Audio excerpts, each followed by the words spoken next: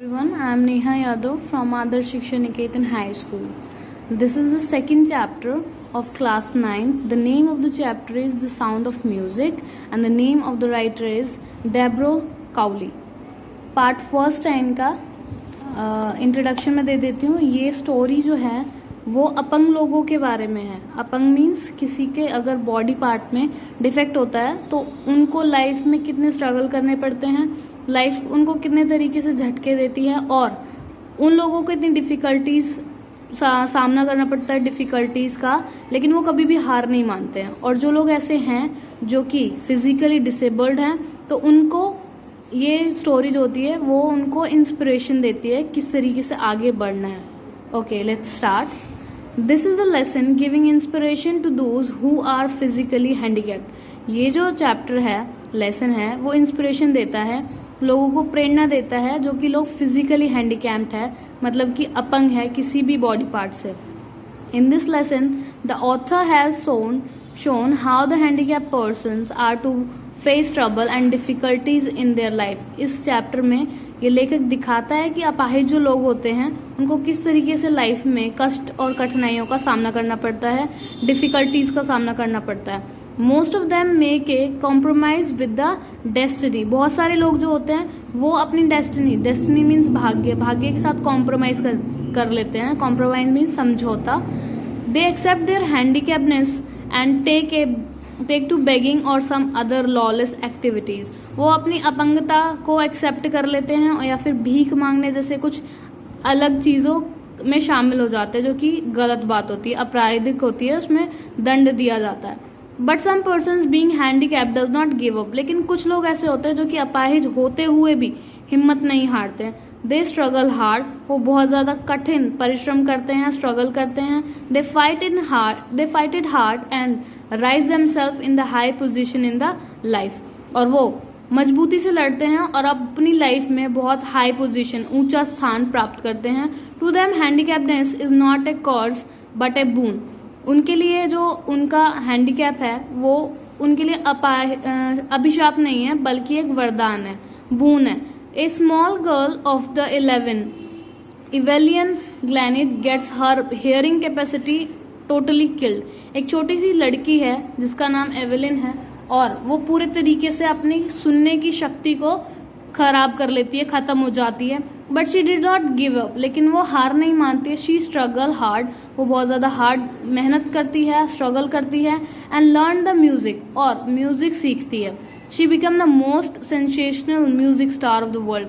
और बाद में बहुत बड़ी स्टार, संसार की सबसे मानी जाने वाली स्टार बन जाती है, music star. She became a figure of the inspiration for the disabled. और जो लोग अपंग हैं उनके लिए वो प्रेरणा बन जाती है, इंस्पिरेशन बन जाती है, जितने भी लोग अपंग हैं. Okay, let's start the detail summary. In this chapter tells about the life story of a Scottish girl name Evelyn Glennie. ये जो चैप्टर है इसमें एक स्कॉटिश गर्ल, लड़की के बारे में बताया गया जिसका नाम है Evelyn ग्लॉनी. When she was 8 years old, जब वो 8 साल की थी, it was noticed for the first time, ये पहली बार ध्यान दिया गया that she had lost her hearing capacity to some extent. उसकी जो सुनने की शक्ति है वो कुछ हद तक खत्म हो चुकी है. She managed to conceal it from her friend and teachers in the school. कुछ टाइम तक उसने मैनेज कर लिया छिपाने के लिए. कंसोल मतलब छिपाने के लिए. अपने फ्रेंड से छिपाया, अपने स्कूल टीचर्स से छिपाया. But when she was of 11, लेकिन जब वो 11 ईयर्स की हुई, the case of her deafness got confirmed. उसका जो केस था, उसका जो ना सुनने की शक्ति जो थी, वो बहरापन जो था वो सबको पता चल गया, कन्फर्म हो गया. She had lost her hearing capacity totally. वो पूरे तरीके से अपनी सुनने की शक्ति को खत्म कर चुकी थी, हो गई थी उसकी. It happened as a result of a gradual nerve damage. और ये क्यों हुआ? ये इसलिए हुआ क्योंकि जो उसका नर्व सिस्टम था वो डैमेज हो चुका था पूरे तरीके से. उसकी जो अंतर्गत नाड़ियाँ होती हैं, नर्व सिस्टम होती हैं, वो नष्ट हो गई थी और उसके लिए सब कुछ अंधेरा हो चुका था. Everything had turned black for her. सब कुछ अंधेरे की तरह हो गया था, उसको कुछ सुनाई नहीं देता था. But she did not give up to it. लेकिन उसने बिल्कुल भी हार नहीं मानी इस चीज़ से, हिम्मत नहीं हारी. She was determined to had a normal life, और उसने सामान्य जीवन जीने का अपना निर्णय लिया, डिटरमाइन किया, निश्चय किया. शी लर्न म्यूजिक, उसने संगीत सीखा, लर्न किया. A famous percussionist Ron Forbes help her a lot of learning of music. एक बहुत ज़्यादा प्रसिद्ध थे तबला वादक थे, तबला बजाते थे, रॉन फॉर्बर्स. उन्होंने उसकी काफ़ी मदद की. ही इनकरेज्ड हर, उसको बहुत ज़्यादा इनकरेज किया, प्रोत्साहित किया. He told her not to hear music through her ears but through some other way. उन्होंने उसको बताया कि वो अपने कानों से म्यूजिक को ना सुने, बल्कि किसी और चीज़ से सुनने का कोशिश करे, प्रैक्टिस करे, प्रयास करे. She practised hard and got success in listening the music through other organs of her body. और उसने इतना परिश्रम किया, कठोर मेहनत करी कि वो अपने बाकी बॉडी पार्ट से म्यूजिक को फील करके उनको सुनने लगी. She had learn to open her mind and body to sound and the vibration. और उसने अपने बॉडी के जो पार्ट्स होते हैं और माइंड जो था उसका, उसको वाइब्रेशन होने लगी माइंड में और बाकी जगह पे. साउंड की जितने भी साउंड्स होते थे वो वाइब्रेशन के थ्रू उनको फील कर लेती थी.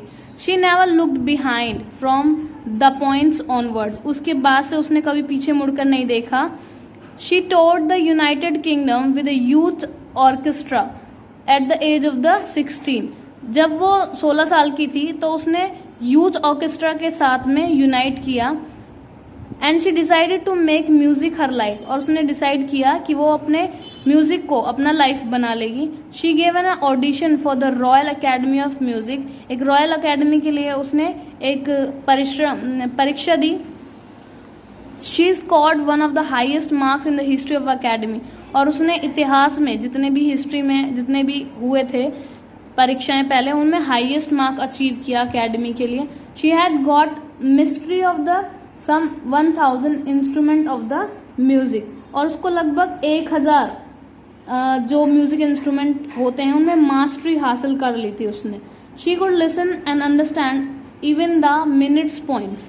वो छोटी से छोटी बात को सुन और समझ सकती थी. It seems impossible that a deep person like her can response to the things so fluently. और ये जानना और ये मानना बहुत ही इम्पॉसिबल था कि कोई बहरा इंसान, डीफ पर्सन, उसकी तरह उसके रिस्पॉन्स कैसे कर सकता है इतनी छोटी छोटी बातों पे, वो भी इतनी जल्दी जब उसको कुछ सुनाई नहीं देता. She spoke flawlessly with A Scottish lilt. और वो बहुत ही आसानी से बोलती थी, जो भी उसको बोलना होता था और समझ जाती थी. She says that music pores in through every part of body. उसने बताया कि उसने म्यूजिक को अपने बॉडी के हर पार्ट में भर लिया है, एक रूह में भर लिया है. It टिंगल्स in the skin. और ये स्किन में आके उसको टिंगल करता है, गुदगुदी करता है. Her cheek bones and even her hair. उसके बालों में, उसके गालों में, सब जगह पे वो उसको झुनझुनाता है, टिंगल करता है. When she plays the xylophone she can listen its music through the finger tops. और जब वो जॉयफुल बजाती थी तो उसके उंगलियों के सिरों के माध्यम से उसको वो जो म्यूजिक होता था वो समझ आता था, सुनाई आता था. By the learning against the drums she can listen the echoes in her heart. जब वो ड्रम्स बजाती थी तो उस अपने दिल में उनकी ध्वनियों को सुनती थी. She perform the bare footed on a wooden platform so that music may reach to the heart through her feet and the leg. वो जब परफॉर्म करती थी वुडन प्लेटफॉर्म पे, लकड़ी के प्लेटफॉर्म पे करती थी, और नंगे पैर करती थी, बेयर फुट करती थी, ताकि जो उसका म्यूजिक है वो पैरों के माध्यम से उसके दिल में पहुंच जाए, ताकि वो उसको समझ जाए. In the 1991 she was presented with the Royal Philharmonic Society prestigious soloist of the year award. और 1991 में उसको एक अवार्ड दिया गया. She calls her a workaholic. अपने आप को वो वर्कहॉलिक बताती थी, मतलब जो कि बहुत काम करते हैं, बहुत मेहनत करते हैं. Apart from the regular concerts के अलावा she gov free performance in the prisons and in the hospitals. और ये प्रिजन्स मतलब जेलों में और हॉस्पिटल्स में फ्री में परफॉर्मेंसेस देती थी. She also give high priority to the classes for the young musician. और जितने भी बड़े बड़े संगीतकार होते थे उनके साथ भी वो अपनी कक्षाएं लगवाती थी, मतलब उनसे सीखती थी। She is a shining inspiration for the deaf children. और वो जितने भी डीफ चिल्ड्रंस थे उनके लिए एक प्रेरणा पुंज थी, प्रेरणादायक बच्ची थी, लड़की थी, जिन्होंने सबको बहुत ज़्यादा इंस्पिरेशन दी। एक छोटी सी बच्ची जो कि बचपन में ही अपनी शक्ति खो देती है सुनने की, बहरी हो जाती है, कुछ उसको सुनाई नहीं देता, लेकिन फिर भी वो मेहनत करती है, अपने पूरे बॉडी पार्ट्स के एक एक पार्ट से म्यूज़िक को फील करके तब म्यूज़िक देती है, सिंगिंग करती है, और इतना अच्छा करती है कि कोई भी उसको बोल नहीं सकता कि वो डीफ है, बहरी है, उसको सुनाई नहीं देता। वो अच्छे से समझ जाती है क्या कौन कैसे कह रहा है, और म्यूज़िक को फील करके अपनी परफॉर्मेंस देती है, और बड़े बड़े जगहों पे बड़े बड़े स्टार्स के साथ में अपनी क्लासेस लेती है, आगे की उनके साथ परफॉर्म करती है, जेल और हॉस्पिटल में फ्री में परफॉर्मेंस देती है, और एक यंग स्टार बन जाती है पूरे। और जितने भी लोग हैं अपंग, उनको प्रेरणा देती है कि लाइफ में अगर कुछ भी अगर हासिल करना हो तो मुश्किल नहीं होता है, वो कर सकते हैं, बस उनको हार्ड वर्क करने की ज़रूरत है। अगर हार्ड वर्क करेंगे तो कोई भी चीज़ मिल सकती है बड़े आसानी से। ओके, आपको ये चैप्टर समझ आ गया होगा।